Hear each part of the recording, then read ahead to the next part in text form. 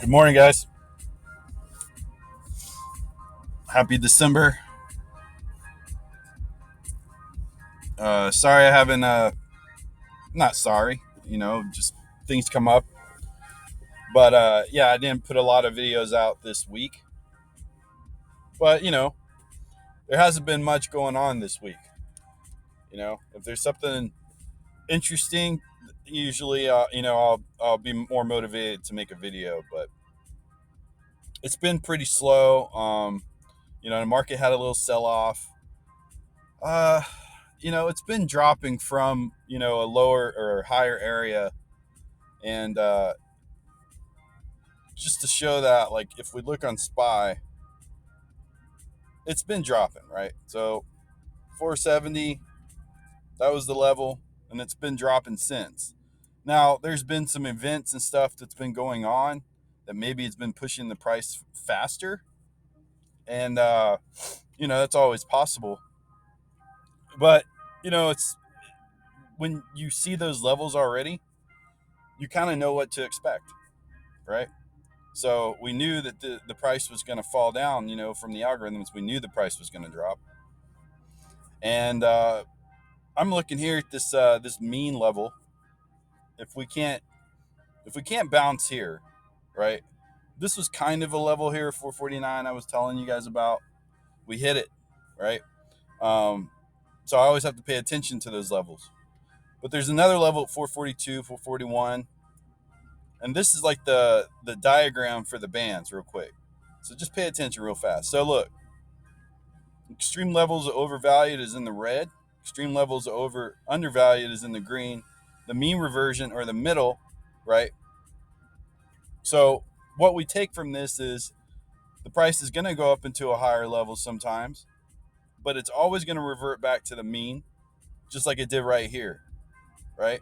So the natural process of it reverting back to the mean could possibly mean that SPY goes to 442. We'll see. Currently, right now, I have a buy if we get above 456. We'll say 457. And then a sell below 454. So anything below 454 will be going down to that 442 new price, right? It hasn't been evaluated yet, so when it hits the 442, we'll see what happens. If it does get above the 456, it could be a short play. Maybe they want to push it up to 460 again, maybe 463. So look at those levels, about 460. So I would look at those levels if they want to play it. So that's for SPY. Tesla. And so I have these pre-marked for you guys. So Tesla is testing valuation area at this 1064. I actually have a sell pretty close to it at 1074. And if we break that level, it's also going to revert back to the mean, which that could possibly be back down to 860. Now that is a pretty high level. That's why we have this 963 first. So if we break the 963, then 830, etc., right? So currently, right now, we're in a choppy area in the pre-market, right? So a buy would be over 1100, and a sell would be under 1072. Okay, so now let's take a look at NVIDIA. NVIDIA is doing the same thing, kind of been chopping. And usually that's what happens, when price, let me get rid of some of this. When price drops from the highest, level, and this level was 345, and it's dropping back down to a overbought level of mean, right? So we're taking a look at this. We're watching it to see what's going to happen today. My levels are still pretty accurate though. Um, if it breaks below, I would say 316. That's definitely going to be a bigger push to test this 302. And if we break 302, then it's also going to revert back to the mean at 237, right? So in between the 237, around 260 or so, I would be looking for maybe another buyback in for NVIDIA. And if it fails, then we go and we look at those 250s, 240s. Now, these are kind of far out. This would obviously mean if we had a bigger correction. So we might just go into another chop zone. But definitely watch out if it breaks below 316. If it gets above 326, that's a safer buy, right? People think, oh, if I just buy right now, it could go up to here at 326 and it'll just keep going. That's possible, but it hasn't, right? So we have to look at what has worked and what hasn't worked. So it's been in a directional momentum lately, where it's just whipsawing, going back and forth in between these two boundaries, right? This 316 and 326. So we can't speculate anything. So we're not going to. So over 326 would be our buy. That's what I'm saying. It could go all the way up to 326 today and reject, right? So we want to make sure this is the buy, and if it is, then we can look at the 350 calls or even the 380s. Hopefully that makes sense. All right, so we got Boeing. If Boeing will load, okay. So we got Boeing. It's failed its first test here at this level at 204, right? And so it's retraced down a little bit. So a buy would still be over this 201. So Boeing's still bullish. Boeing is no longer bullish though if it gets under $200, right? So if it breaks $200, that's when we're going to see a bigger push to the sell side, which I think it's already been pretty low. So that would be a very bad signals for Boeing if they decide to drop even farther down, right? Um, that would not be good for Boeing. But if they want to stay on this pathway they're going, then I'd say over the 206 would be a safer play, and then we'll see if the 220 or the 230 calls are in play for today. So I pay attention to those. All right, so then we're gonna go to, I think it was it Disney? Disney's been whipsawing as well, heavy sells, heavy buys, right? Trying to figure out where the safer big buy zones are, because it's already in the green, right? It's been low in the green, 140s, so it definitely has room to go up. So I'm going to be looking at 160 calls today for Disney, and I got my levels here. So over 150, that's when we're going to play this play. Again, we're going to do the same style. So if it gets to 150 and then it rejects, we're not going to play it yet, right? We're going to wait till it gets over 150. Okay, and same thing here. If it breaks 145, then we're going to go lower, and it's just a dead play, right? It could also go into a chop zone, back and forth from 145 to 150. I don't care about those levels. I want higher, so I'm waiting till it gets over 150, and then we can play it. We can look at the 180 calls for Disney. All right, so Disney's got to kind of prove itself today. Now, Netflix is already struggling a little bit. I had one chart that was like right on the variance, right on this deviation. You can see here in this top chart, it's just been bouncing back and forth from on the 617 evaluation. So we have a level here at 615.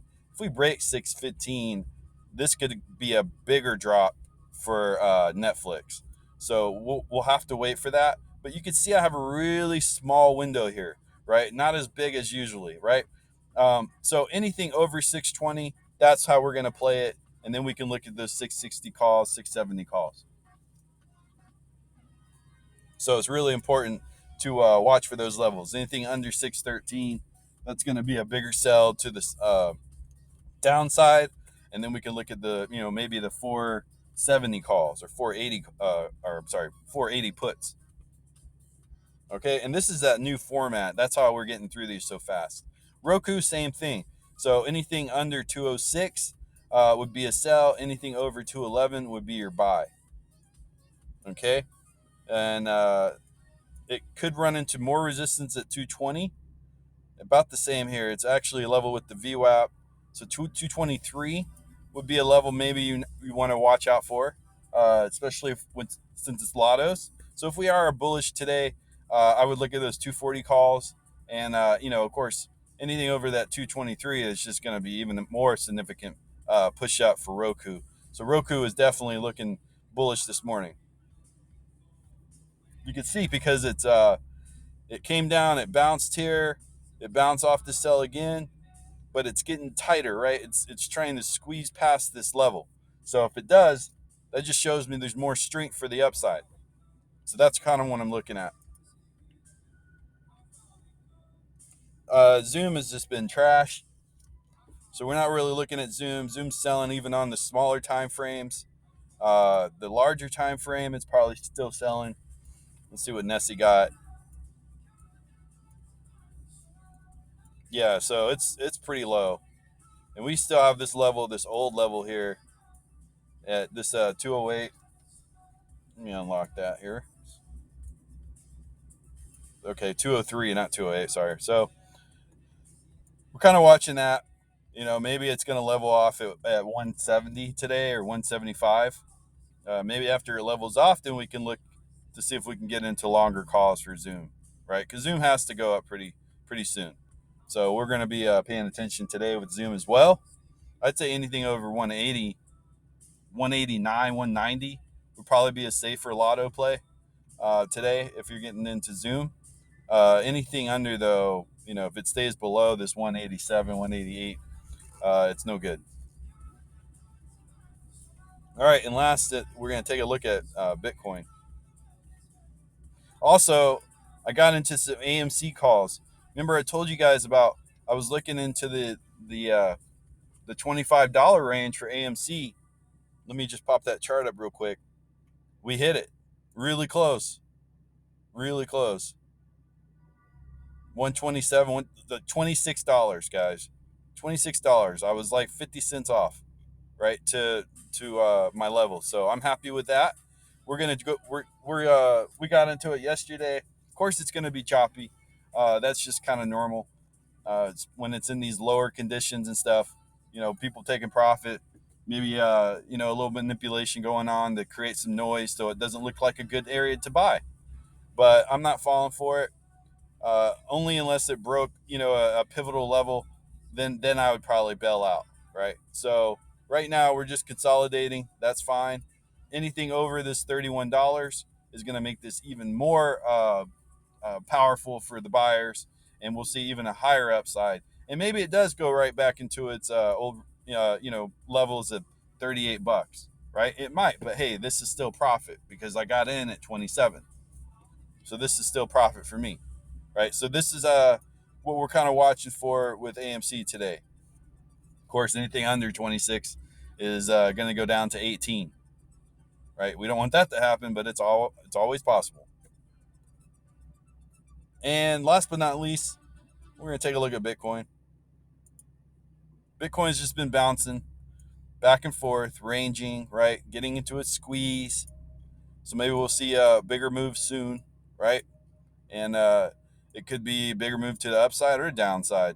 We have levels at 55,000 that we need to pay attention to.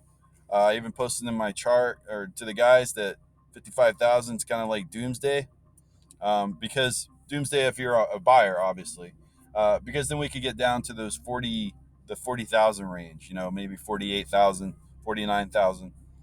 So it needs to stay kind of where it's at right now and on track. If it does, it's going to get into a little bit of a stronger area for a rejection, maybe at 62 or a breakout. So if it hits 62, it may be a new breakout, and they're going to try pushing up to 65. But if they can't, then it's just going to keep chopping back from that 60 to 55,000 range, right? I know that's a big level, but not for Bitcoin, right? For any other ticker instrument out there, yes. For Bitcoin, no, that's pretty small. So that's what I got. And that's all the time I got.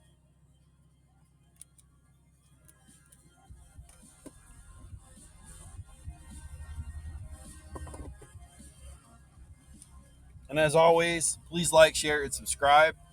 Thank you for, the commitment, you guys, and the recommitment of people subscribing and resubscribing to these packages.